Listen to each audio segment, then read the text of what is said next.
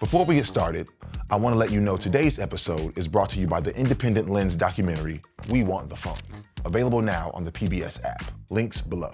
It don't take much to sound dope. My tone is trash, but you get it though. I mean, who doesn't want the funk? But what is it exactly? We all know funk when we hear it. Oh yeah, funk. Oh, that's funky. Funk.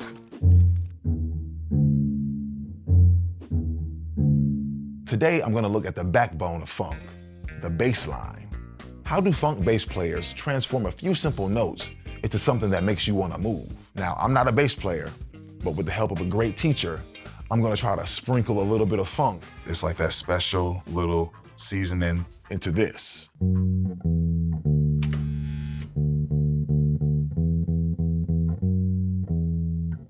I feel like that's the first song everybody learns in their music class, the Hot Cross Buns. What is a hot cross bun? I don't know. Here's the thing, funk seems so simple. There's not a lot of complicated harmonies, not a ton of notes, just groove. Just listen to the first couple bars of Give It To Me Baby by Rick James.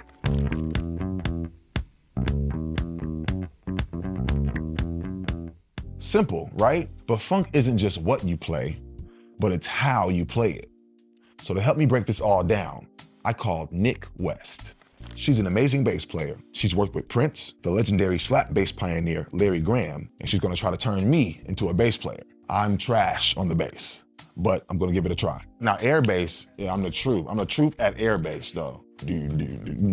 Actually playing the instrument. Do you prefer 4 strings, 5 strings, or? I grew up in the church where the guys would bring basses to the pulpit and they were just fat-necked 6-string basses. Yeah, I was like, I gotta do that. That's all I was doing was playing the 6-string, playing chords. But then I met Prince and he's just like, you got way too many strings. Larry Graham only needed 4. That's what he said.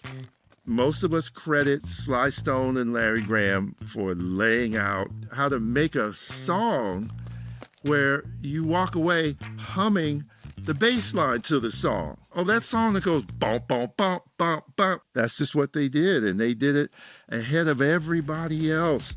James Brown, Sly and the Family Stone, Parliament. For most people, this is funk, the syncopated groove of the late 1960s and 70s.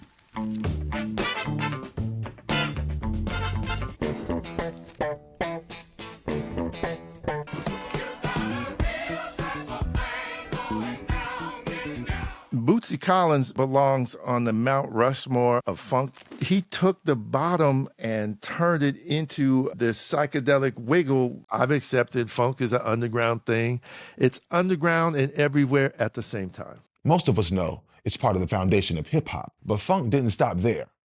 It has evolved, shape-shifted, and embedded itself into the DNA of modern music. Check out Nightmare by Knower.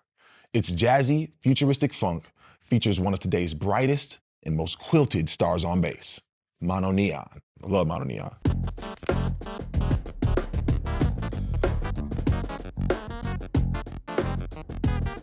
And of course, Thundercat is bringing his giant 6-string bass to the front of the stage.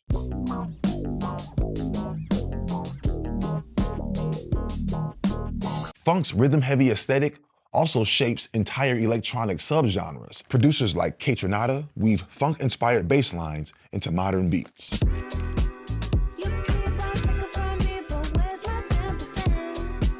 And you know funk knows no boundaries. Anderson .Paak recently teamed up with the king of K-pop, G-Dragon, on the track Too Bad. Baby girl, too bad for me. There you go, took that ass on me. All I want is an arm's reach. But no matter when or where the funk was made, all funk starts with James Brown. K-Dot knows. Oh, yes, we can. Oh, yes, we can. I can dig rapping. I can dig rapping.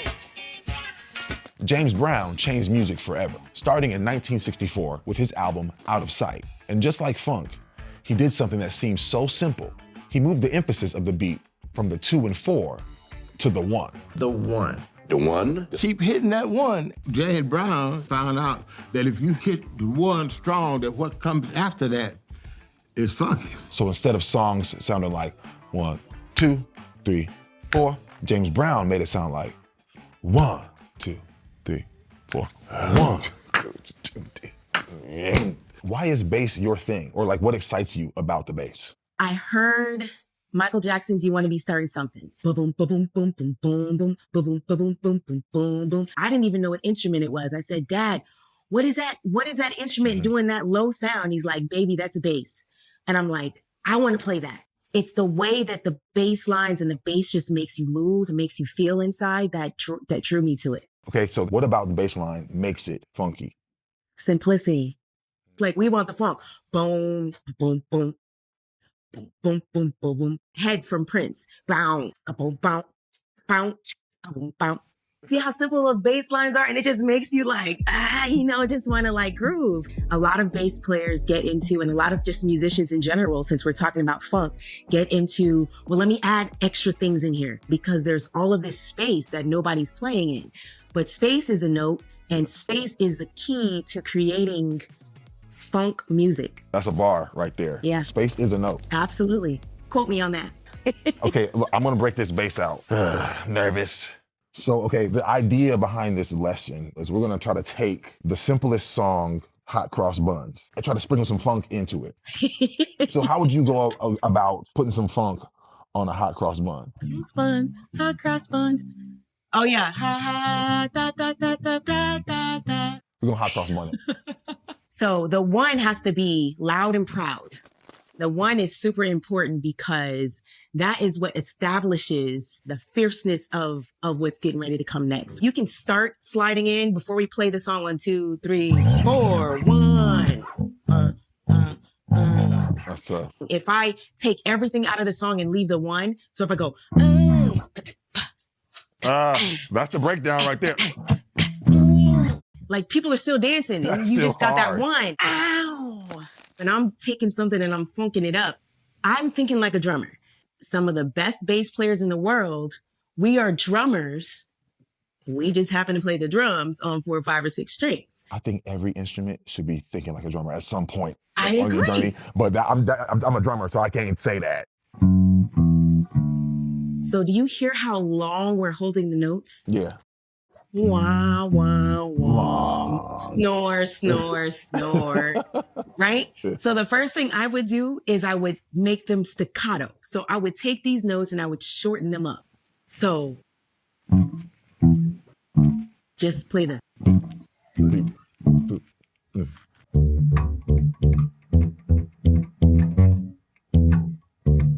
Right. So as you're playing these things staccato, we're going to throw something in there called ghost notes. Ghost notes are notes that are felt, but not necessarily heard. That's a ghost note. Okay. It's more of just like a rhythmic, whatever y'all call it on the drums. That's what it is. A rhythmic, a thing. A thing. So let's do this. Let's do this. Let's go. Let's go.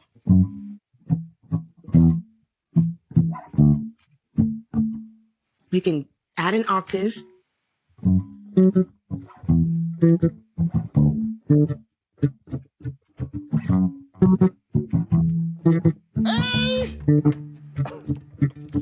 You're feeling something and you don't know what it is that's making you say, oh, that is so funky. And she's only playing 3 notes. Yeah. It's the ghost notes. It's the ghost notes. It's coming back up.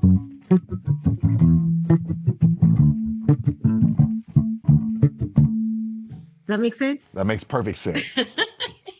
Nick, I appreciate you working with me today and teaching me. Of course. We'll figure it out. Okay, come on.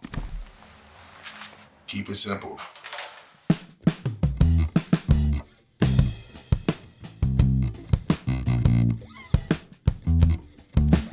Hit the 1, leave space, think like a drummer, and keep it simple. The simplicity of funk is what makes it so special, so versatile, and it's why funk didn't just influence modern music, it is modern music.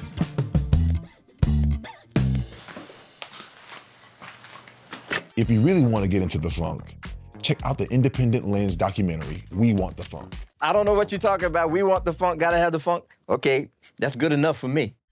How do you resist such a heavy groove. You can't.